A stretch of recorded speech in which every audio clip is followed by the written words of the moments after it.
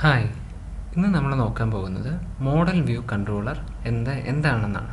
Okay, കോഡിഗ്നേറ്റർ എന്ന് പറയുന്ന web framework model view controller എന്ന ഡെവലപ്മെൻറ്റ് പാറ്റേൺ ഫോളോ ചെയ്ത് ക്രിയേറ്റ് ചെയ്തിരിക്കുന്നതാണ്. കോഡിഗ്നേറ്റർ മാത്രമല്ല, അങ്ങനെയുള്ള പല വെബ് ഫ്രെയിംവർക്കുകൾ, ഇപ്പോൾ കേക്ക് PHP എന്നത് വേറൊരു വെബ് ഫ്രെയിംവർക്കാണ്. അതും ശരിക്കും പറഞ്ഞാൽ മോഡൽ വ്യൂ കൺട്രോളർ എന്നുള്ള പാറ്റേൺ ഫോളോ ചെയ്തിട്ട് ക്രിയേറ്റ് ചെയ്തിരിക്കുന്നത്. ഇനി എന്താണ് മോഡൽ വ്യൂ കൺട്രോളർ അല്ലെങ്കിൽ MVC? മോഡൽ വ്യൂ കൺട്രോളറിൻ്റെ ഷോർട്ട് ഫോം MVC എന്നാണ് നമ്മൾ പറയാറുള്ളത്.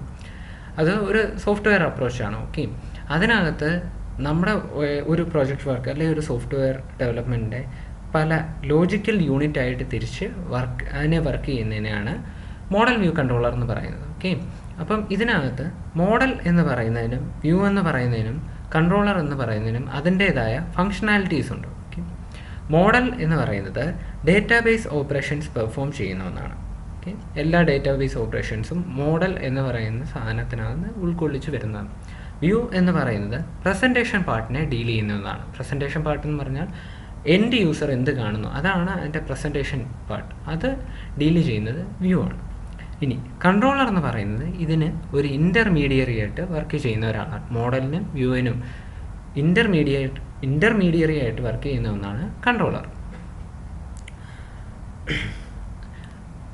ഇപ്പം നമ്മൾ നിൽക്കുന്ന ഈ പേജ് കോഡിഗ്നേറ്ററിൻ്റെ തന്നെ യൂസർ ഗൈഡിൽ വരുന്നതാണ്. ഇതിനകത്ത് മോഡൽ വ്യൂ കൺട്രോളറിൻ്റെ ബേസിക് എക്സ്പ്ലനേഷൻസ് കൊടുത്തിട്ടുണ്ട്.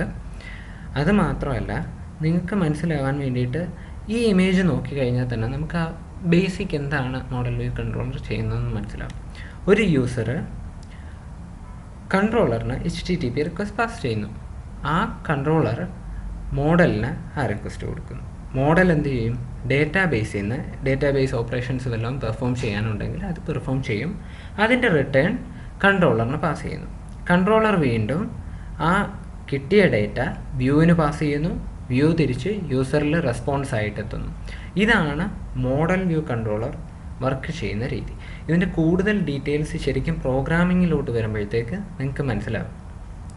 ഇത്രയാണ് മോഡൽ വ്യൂ കൺട്രോളറിൻ്റെ ബേസ്.